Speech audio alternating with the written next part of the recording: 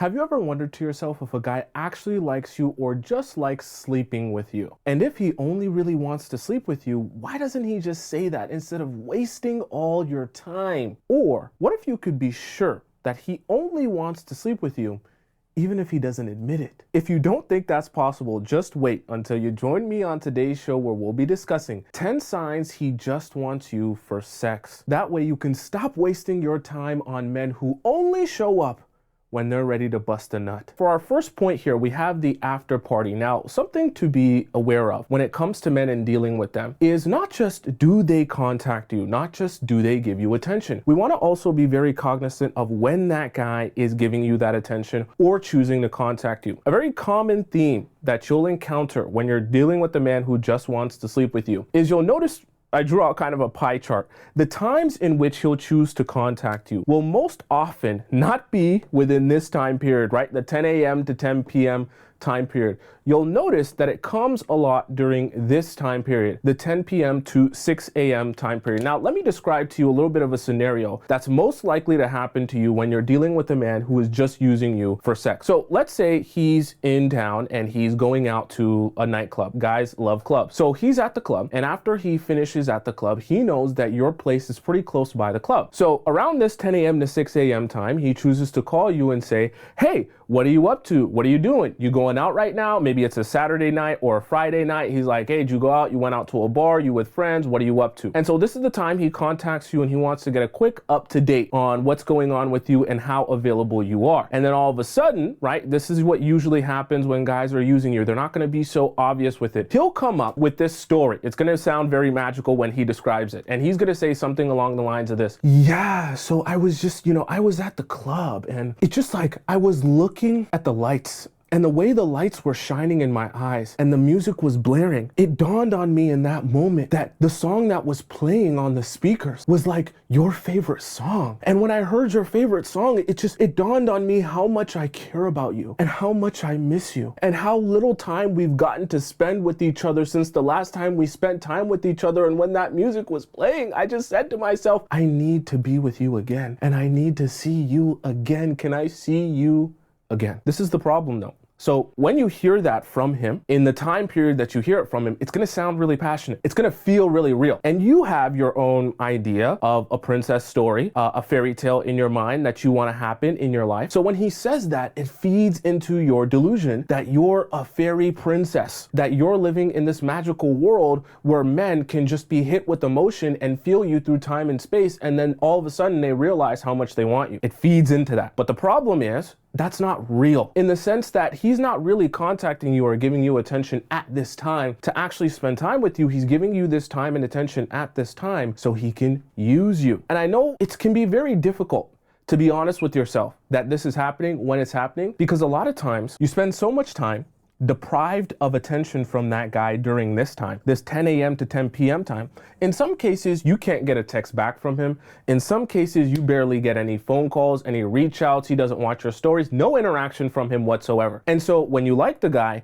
you start to feel very emotionally deprived in the sense that like, I'm not getting attention from him. I really want to be with him. I really like him, but he doesn't seem to be very interested in me. And so as you get so deprived during this time period, this 10 a.m. to 10 p.m. time, by the time he shows you the slightest bit of attention during the 10 p.m. to 6 a.m. time, you're like, yes, finally he notices me. Finally he remembers me. Finally, he wants to hang out with me. And then you say yes because you've been so deprived during these other times. This is a big mistake. And your mind will also play a trick on you in convincing you that this attention is real, honest attention. It's not actually. He's just using this as a way because he knows when he comes over late at night and he's drunk, he's off the Henny, he's off the Casamigos, whatever the kids are drinking, 1942, that's what the kids are drinking nowadays. And now is his opportunity to be able to sleep with you and then exit stage left because obviously it's late night and then there's a whole bunch of stuff going on, which we're also going to get into some things that guys will use to play you afterwards. For point number 2, let's talk business. Very important. This is something that a lot of you I've seen and helped a lot of you with, and you fell for it very easily because it's easy to forget about this if you don't realize it's going on. So I want to kind of break down the concept to you, and then I'll explain what I mean in the concept. So let's start off here. You have his home. Let's say on the map, his home is right here. And you have work. So on a regular basis, he's going to be coming to and from work. This is the area where he works at. This is the area where he frequents at. Let's also say this is the main city. So a lot of stuff is going on in this hub and area over here. He spends a lot of time here for both work and leisure play. Now, let's say you don't live in that exact area where he works and he has fun. He goes out to the bars and all that other stuff. So most of the time, he's never actually asking you to hang out or spend time with you or be around you, because most of the time that he spends is going on over here. Now, let's say for the sake of example, in this hypothetical scenario, he has a business meeting, and this business meeting is happening in your area, your city, your town, however you want to describe it. And in the process of this business meeting or business trip or business whatever happening in your area, he says, hey, by the way, just wanted to let you know I got this thing going on this coming week on Wednesday, and I'm going to be in your city, and I would love to see you on the Wednesday when I'm in your city having this business meeting, having this event, having this whatever the case may be. Now, for a lot of you, this might seem very innocent because you're thinking, oh, well, he's just coming because he wants to see me and he loves being around me, and you know, I'm so cute, I'm so sexy, he can't get enough of me. But here's the reality. The reason he's coming into your area is actually not for you. This is the mistake. Your mind will play this trick on you. The reason he's coming to your area is because he already had to be there. He did not say to himself, hey, I love spending so much time with that amazing woman that I'm gonna go out of my way, reorganize my schedule, and then make sure I have some time to go see her. He's not allocating time to you. What he's doing is he's seeing you when it's already convenient for him, when he already has to be in that area, when he already has to get paid in that area and be in that area as an obligation for whatever it is. In some cases, even it could be a family thing, whatever the case may be. Now,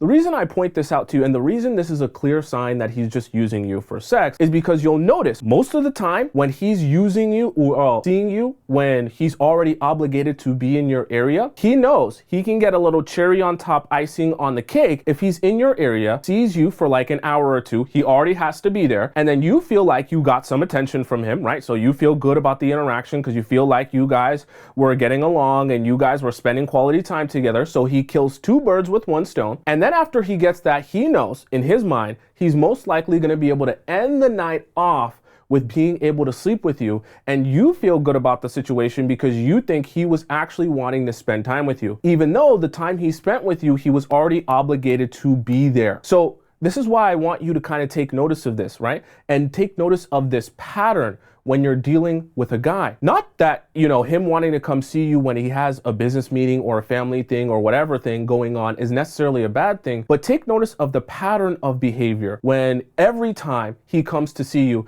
it's when he already had to be there. Oh, I've got a work thing, so I thought maybe we could hang out and do this. Oh, I've got a business thing, so I thought maybe we could hang out and do this. Oh, I'm in your area, I'm in your town, I'm in your city. On a consistent basis, he's never actually saying to himself, hey, I want to make this time for you, even though I don't have any other thing planned in your area. I'm not trying to fit you into an already existing schedule when it's convenient for me. I'm willing to inconvenience myself and make a schedule around you as opposed to just figuring out when I'll be in your area and then only bothering to see you then. For point number 3, we're going to be discussing your period. Now, the reason that this is very important and I want you to pay attention to this is because it's a very telltale sign that a man is just using you for sex. Very easy one to spot. Pay attention to the times when he is the most enthusiastic to see you. And also pay attention to how much information he has about you during that time. Let me be more specific. If you notice that, let's say you're seeing a guy on this Tuesday here, you guys have a date here, and then you guys have another date on Friday. And usually around that Tuesday, Wednesday mark, you guys usually see each other at least once a week or twice a week. Let's just say that's the regular schedule you guys are usually on. But let's say, for the sake of example, a new pattern is arising where you're starting to notice that he doesn't seem as enthusiastic to see you on the weeks in which he knows you're about to have your period. So for example, let's say on this Friday date, you start mentioning how like you're feeling a little under the weather, or you know that your period is coming because you get this like feeling within your body because you're really in tune with your body, and then you know that your period is coming in the next couple of days. Let's just say you guys have a random conversation like that. And then you start to notice during this Saturday and then, leading into the Sunday, he usually starts to plan the date for the next week. But then all of a sudden, when now he knows that you're having your period upcoming for this whole next week, he's like, yeah, I got some work stuff. I got homework. My dog ate my homework. I think I got to go to work for extra shifts, make extra money. Money runs the world and everything like that. And all of a sudden, you're noticing that when he used to be very enthusiastic to see you all the time, anytime he's free, he'd be calling you on your break. Now, all of a sudden, he doesn't seem as enthusiastic to pull up on you, to hang out with you, to go out with you, to do things with you. Why? Because there's no possibility of you guys sleeping together unless he's in some sort of freaked out situation. But most guys will be like, okay, well, she's out of commission during this time. In his mind, he's thinking, I can't use her during this time period. So I'll just be honest with you. I know this is going to sound mean. Psychologically, if he's just using you for sex, if you're not available for sex during this time, you're essentially useless to him in his mind. So if he has that vision or idea of you that you're useless if you're not being used for sex, then he's going to be very reluctant to spend time with you because he's not going to see the value in spending time with you when there is no possibility of sleeping with you. That's just the reality. This is what I want you to start getting an understanding of. And I want to be very clear. I don't want you to hear that and then think to yourself, okay, so then that means I should be quiet about when my period is coming. Or that means I shouldn't let him know about my cycle so that he's not able to anticipate it and not hang out with me during this time. No. I actually would love for you to let him know when your cycle's coming and let him know the days in which you'll be on your period and the days in which you'll be off your period. Why? Because this will be very clear to you if his energy starts to change. It'll be very clear to you if he's trying to avoid seeing you on those days. And I don't want you to say anything because you don't want to let the men know that you're onto them, okay? You just sit back, you relax, you don't say nothing, and you peep the way that his energy switches on these days. And you let it be known inside your own mind that, oh, I'm seeing the difference now. It's clear to me. When you know that I'm not going to be able to be used for sex. Sex is not on the table because I'm on my period or whatever the case may be. Now, all of a sudden, you're not very keen on hanging out. Now, all of a sudden, you're not very keen on going out on dates because you know ain't nothing coming at the end of that date. Now, you bank that information, and what I would advise you to do is stop seeing that guy. But it's good information for you to have and for you to come to that realization yourself as opposed to lying to yourself or avoiding having to deal or address the situation in your own mind by saying, okay, maybe I just won't tell him, then I won't get the answer, and then if I don't know, then it's not actually happening. For point number 4, we're going to discuss emergencies, okay? One easy new generation trick that the guys will use. Well, maybe this would be the old school player trick, but this is definitely one that happens a lot. When you meet a guy, hang out with this guy, and you guys, whether you want to say make love, sleep together, have sex, bang, however you want to say it, you guys do your thing. What you'll notice is on an ongoing basis, after you guys sleep together, after he busts his nut, all of a sudden, he's going to start talking and speaking with the type of rhetoric that sounds like, I have to go somewhere. I have to be somewhere. There's something that urgently needs my attention. Now, if you're not aware of what's happening, sometimes you can convince yourself that it's not happening because you just don't want to think that this is even a possibility. I'm here to tell you, as your friend, this is always what's happening when you start to notice this pattern. What guys will do, they'll sleep with you. Then after they sleep with you, they'll say, oh, well, by the way, I have a work thing. This work thing, very important work thing that I have to wake up very early for. So I either have to leave your place now, or if you're at my place, right, I got to wake up so early. Oh, I'm so tired. I'm going to get no sleep. I've got to be up at 6 a.m. Oh my God, I got to do so much things, right? He's going to start talking like that. Even if he doesn't say, I want you to leave, or even if he doesn't say, I'm leaving right now because I already busted my nut. The new era guys that are a little bit smarter, they'll have like a waiting period. First,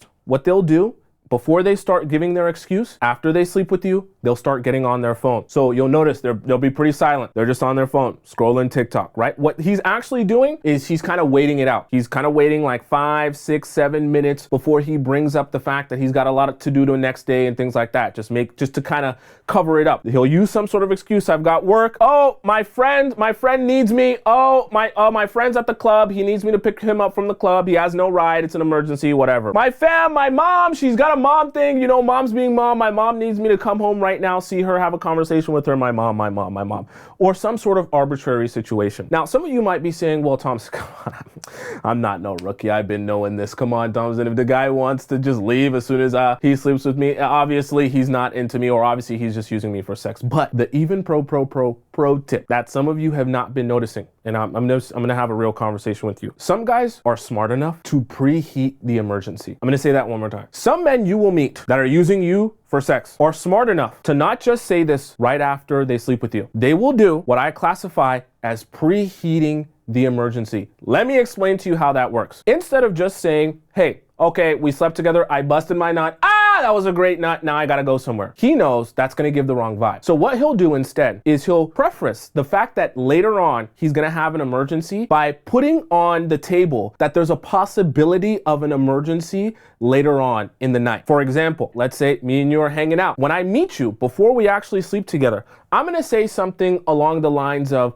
oh yeah, so my friend was telling me that when he finishes dinner, he might need a ride home depending on what time he finishes from the dinner. And it's very important that I drive him because I said I was gonna pick him up and then we were gonna go here and we were gonna do this and we were gonna do that, right? So I have to be there for him whenever he calls me. This is what I classify as preheating the emergency. So before he's like, when you guys had just started talking and seeing each other, he's already setting a limit that like later on, at some point, I'm gonna have to go and do something. So you guys will have a conversation. Yeah, you'll have your small talk, maybe watch something, whatever. You'll start kissing, making out, you'll sleep together. Then after you sleep together, he's preheated that emergency. So it's already a seed in your mind that this is something he needs to address. Trust me, 5 minutes after he busts that nut, he's gonna then say, by the way, remember the thing that I said I had to go attend for my friend? I had to pick him up from his dinner and then we had to go here to do that and do this. Yeah, he just now called me. Perfect timing. I've got to leave now. But by the way, I told you about this before I busted a nut.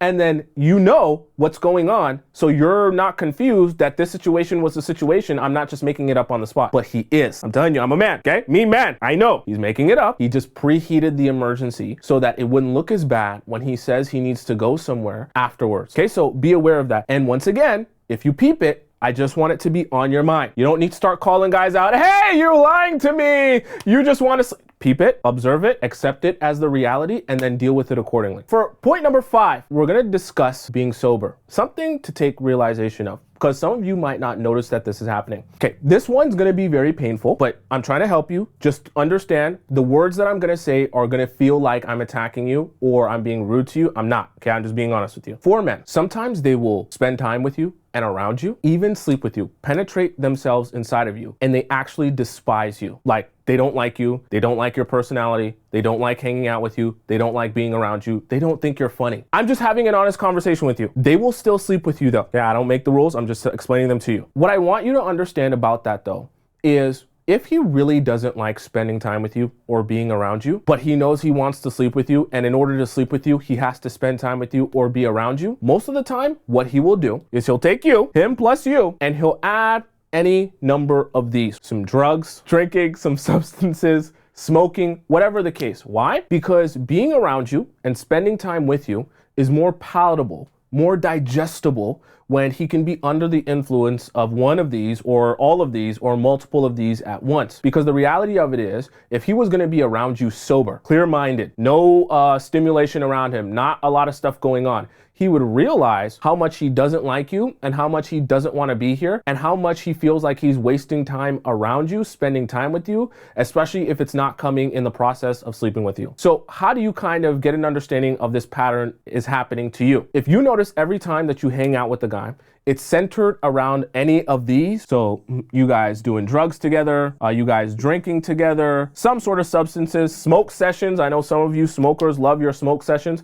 If you're noticing that every time you hang out with the guy, it comes in the same way, hey, let's meet up, I'll pull up the car and then we'll have a smoke session in the car. What do the kids say? We'll ball up. That's what the kids say, right? Is that not what the kids say? Help me, Gen Z. I don't know. I don't do drugs. They'll say, we'll ball up. You park in the car, you ball up, you smoke. And then what's the first thing you guys are going to do right after you smoke? Now you're getting horny because when you get high, you get horny, he gets horny and he gets high, and then you guys sleep together. And so you start to notice the pattern. These are the things that they'll do around you. And so during this time, it's a lot easier to be around you, a lot easier to spend time with you if he can be under the influence, because he knows he's only really there to sleep with you. That's the most important part, the most important aspect of this hangout. And if he's not going to be sleeping with you, the time where he has to small talk with you, the time where he has to spend time around you, the time where he has to pretend like he likes talking to you, that time is really painful for him psychologically and very unbearable for him psychologically. So he would much rather be out of his mind as much as possible when he's around you in that state where you guys aren't sleeping together, so that he can get what he's actually here for, and then he can enjoy himself that way. So I know that sounds really mean, but I just want to be honest with you so that we can all be on the same page and you can understand what's going on here when you start to notice this pattern. If a guy really likes you, if he really likes you, he should be able to be around you sober and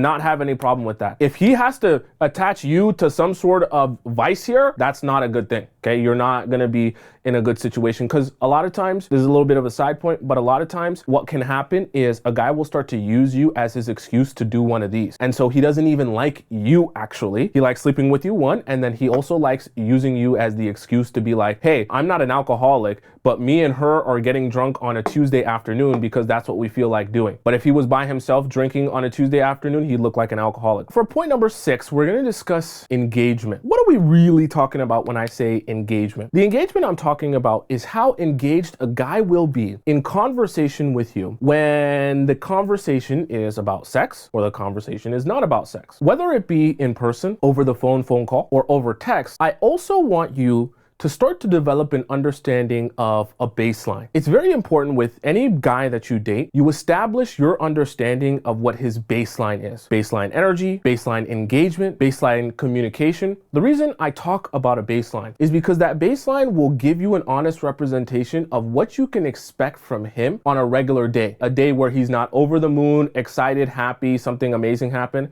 and a day where he's not down in the dumps, super depressed, something horrible just happened. His baseline will help you know and be honest with yourself about the times in which he's more engaged in the conversation with you and the times in which he's less engaged in conversation with you. The reason I want you to build this correlation for yourself is because it's a telltale sign that he's just trying to sleep with you if you're noticing that his engagement skyrockets above baseline when you guys are talking about sex or having a conversation about sex, and his engagement lowers drastically when you're talking about basically anything else other than sex. Let me give you an example of that. Let's say you establish a guy's baseline in terms of how often he'll respond to your text messages as, okay, he'll respond once every 30 minutes. On an average, if he's at work, if he's doing stuff, he'll usually 20, 30 minutes give me a response, usually doesn't extend past that. On a regular day, he's feeling okay. Now, when we're talking about sex specifically, all of a sudden, I notice his response times go from 20 to 30 minutes to now all of a sudden, he's texting me every 2 minutes, every 3 minutes, every 1 minute, okay? He's not even letting me finish what I'm saying, and then he's already typing something back. His engagement level from his baseline, his regular baseline, has skyrocketed. Or it could be the same thing over the phone. It could be the same thing in conversation in person, right? You also noticing his energy and how engaged he is, how many questions he's asking. On the other end of the spectrum, from that baseline, let's say you guys start having conversation about something deeper. You're talking about your family life, or you're talking about something that happened to you at work, or you're talking about something that stressed you out or you're going through or that's really important to you. And then when you're having conversation about that, you're noticing his engagement level going down and down and down and down and down. He might not be messaging you. So now the regular 20, 30 minutes, that is his baseline, even less than that. He's messaging you in terms of food. Now he's taking an hour. Now he's taking an hour and a half. Or maybe even when you guys are having conversation over the phone or having conversation in person, you're noticing he's not as attentive. Now he's looking around when he's having conversation with you. He's not looking directly into your eyes anymore. He doesn't seem to be asking as much questions. He doesn't seem to care as much. You're feeling the lack of engagement from him in conversation with him, looking at his phone. Now you guys are on it. A lot of disinterest you're feeling from him. These are things I want you to observe and pay attention to, because these patterns are emerging because you're getting an understanding of what's going on internally within him. In his mind, he here. You're understanding that this engagement level from the baseline is drastically changing between when you guys talk about sex, where the conversation is sexual, and when the conversation is non-sexual. Very important to differentiate the difference between those two because it tells you exactly what's going on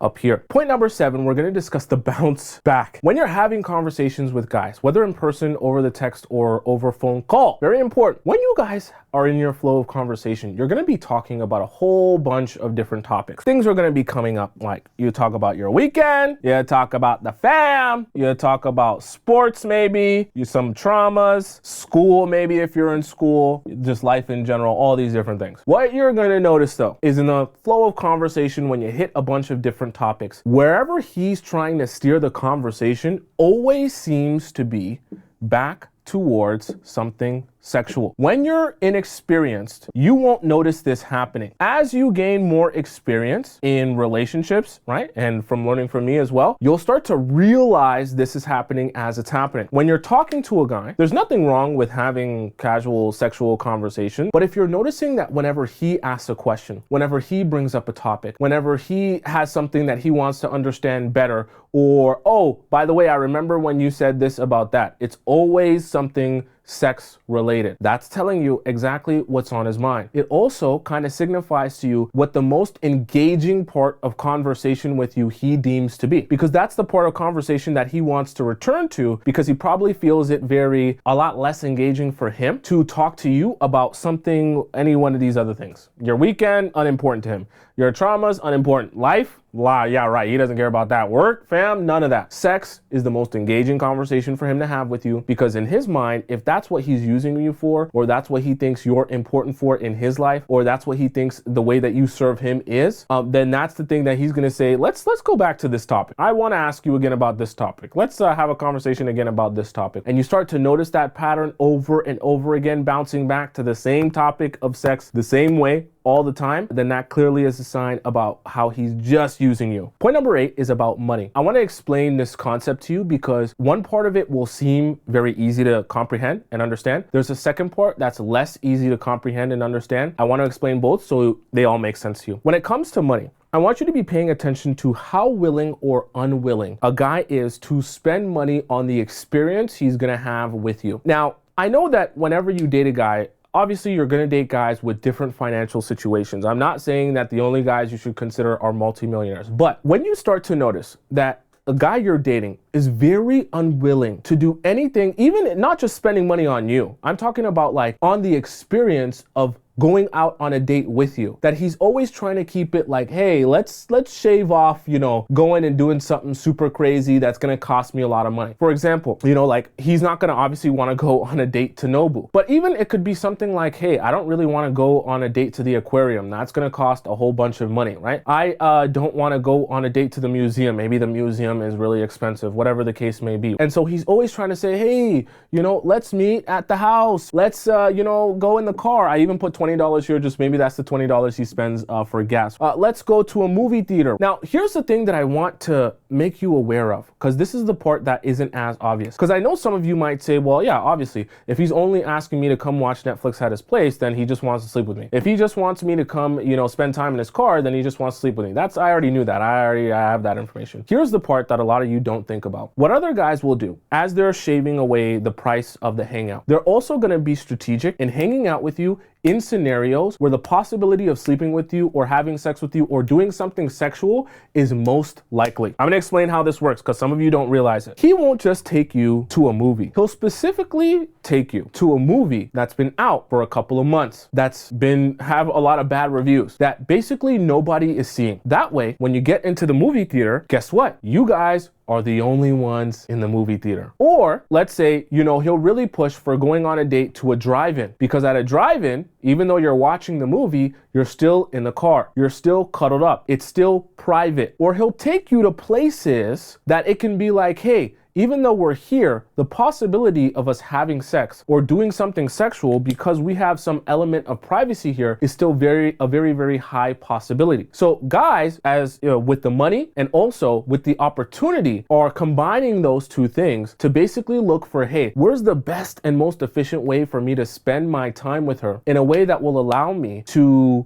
quickly and efficiently be able to transition from the date to being able to sleep with her as quickly as possible. It's one of the main reasons why I tell you guys, don't have passive dates, meaning don't go on dates to places where all of the attention is being placed on something else as opposed to being placed on each other, especially your first few dates. There's no reason to be going on a passive date, right? Because you're not learning anything about him. But most of the time, those passive dates, like going to an empty movie theater, going to a drive-in, things like that, right? It's so private that it really is very similar to just going to his house, because he can still pull a move there, he can still bust a move, and then you can still succumb to peer pressure if you're not, you know, properly planning for this and playing your cards right. For point number 9, we're going to discuss irritation. Something I want you to pay attention to when you're talking to a guy, having conversation with him, spending time with him, is his demeanor when you notice that he has just realized there is no potential for sex later. Let me give you an example so you know what I'm talking about. Let's say you're on a date with a guy and the original plan was for you guys to hang out, and then, you know, you go out for your dinner date, and then afterwards you go back to his house or he comes back to yours, and you guys, you know, drink some wine, have some fun, and we'll see where the night goes. Let's say that was the plan. Okay, so much fun. Then when you get to the date, let's say you say,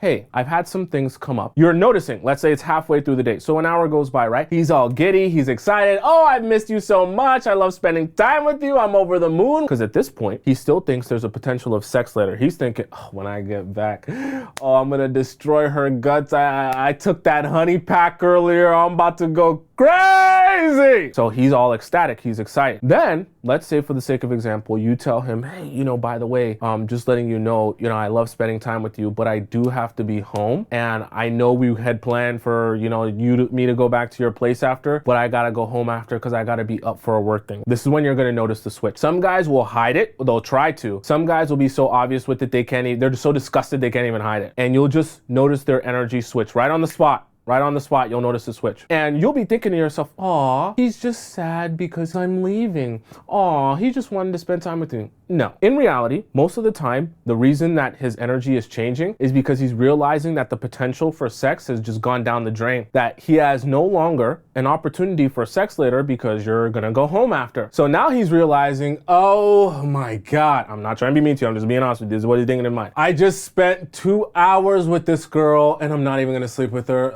This is such a waste of time. Oh my God, this is such a waste of time. So this is what's going on in his own mind, right? So as he's looking at you, he's trying not to say this was such a waste of time, but he's feeling in his mind, this was such a waste of time. Because if he's thinking he just wants to sleep with you, this was such a waste of time for him. So you're just noticing the energy switching, you're noticing the frowning, you're noticing, he's not as excited when he's talking to you, when he's describing things and telling you stories, he's not as, wide-eyed, his energy isn't as up anymore. Again, I want you to pay attention to this pattern because it won't just happen once, it'll happen multiple times. When you see him for the first time actually take in that the potential of sex is out the window, take a notice of his energy. Because the truth of the matter is, guys who aren't using you for sex, whether or not, you're gonna be able to sleep with him afterwards, or whether you're just hanging out with him to spend time with you, he will always enjoy spending time with you in any capacity. The guys who just want to use you for sex will only enjoy spending time with you as long as it means that sex is happening at the end of the spending time together. It's not really about quality time, it's about quality time for sex time. Point number 10, the surface. When you're having conversations with guys, take notice of how the conversations take shape, and also take notice of what he's willing or unwilling to discuss with you. What you'll come to realize is when a guy is just using you for sex, he will have a very tough time having a conversation with you about anything really that deep. Now, I always tell you, I don't want you sharing a whole bunch of stuff about yourself, okay? That's deep to a guy you just met. But I do want you to